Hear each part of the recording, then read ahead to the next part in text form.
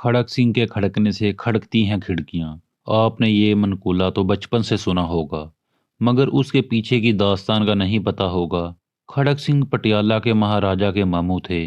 पटियाला के सबसे बाअसर बड़े जागीरदार और गांव के पंचायती सरपंच भी थे। एक दिन मामूलात से तंग आकर भांजे के पास पहुंचे और कहा कि शहर के सेशन जज की कुर्सी खाली है, मुझे जज लगवा दे। उन दिनों किसी भी सेशन जज के ऑर्डर अंग्रेज वायसराय करते थे।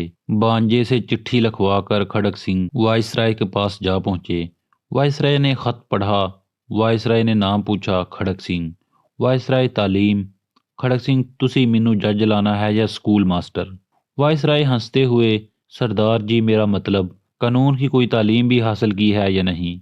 अच्छे बुरे की पहचान कैसे करोगे? खड़क सिंह ने मूछों को ताव दिया और बोले, बस इतनी सी बात।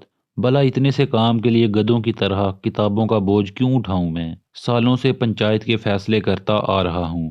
एक नज़र में भले चंगे की तमीज़ कर लेता हूं। वायसराय ने सोचा कि भला कौन महाराजा से उलझे। जिसने सिफारिश की है वो जाने। और उसका मामू अर्जी पर दस्तखत कर दिए और खड़क सिंह जस्टिस का फरमान जारी कर दिया।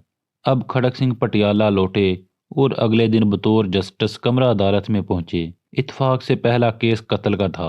कटहरे में एक तरफ 4 मुलजम और दूसरी जानब एक रोती खतून थी। जस्टिस साहब ने कुर्सी पर विराजमान होने से पहले फरीकैन को गौर से देख लिया और मामला समझ गए। एक पुलिस अफसर कुछ कागज लेकर आया और बोला, माय लॉर्ड, ये औरत क्रांतिकौर है। उसका इल्जाम है कि इन चारों लोगों ने उसके शोहर को कत्ल किया है। जस्टिस खड़क सिंह ने औरत से तफसील पूछी। औरत बोली, सरकार, दाएं जानब वाले के हाथ में बर्छा था और बराबर वाले के हाथ में दरांती और बाकी दोनों के हाथों में सोटे थे।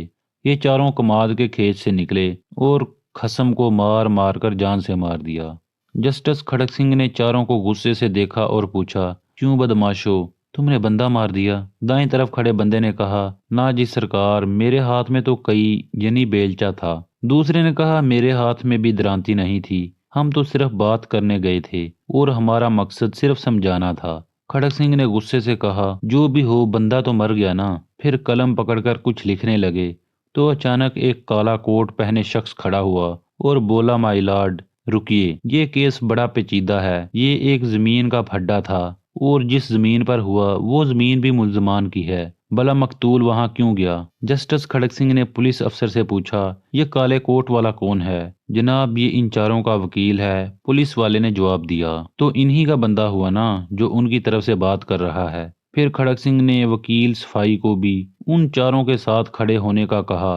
फिर एक सतरी फैसला लिखकर दस्तखत कर दिए। फैसले में लिखा था, इन चारों कातलों और उनके वकील को कल सुबह सादक फांसी पर लटका दिया जाए। पटियाला में हलचल मच गई। हर तरफ लोग खड़क सिंह के नाम से थर थर कांपने लगे थे कि खड़क सिंह मुजरमों के साथ उनके वकीलों को भी फांसी देता है। अचानक जुराइम की शरह सिफर हो गई और कोई वकील किसी मुजरम का केस ना पकड़ता। जब तक खड़क सिंह पटियाला जज रहे, रियासत में खूब अमन रहा। आस पास पड़ोस की रियासत से लोग अपने केस खड़क सिंह की अदालत में लाते और फौरी इंसाफ पाते। इस वाक़े में दौरे हाजिर के पढ़े लिखे जजों के लिए एक गहरा सबक है कि अगर इंसाफ फौरी और मुजरमों के साथ उनके वकीलों को भी सजा मिलने लगे तो मुल्क में जराइम की शरह सिफर हो जाए।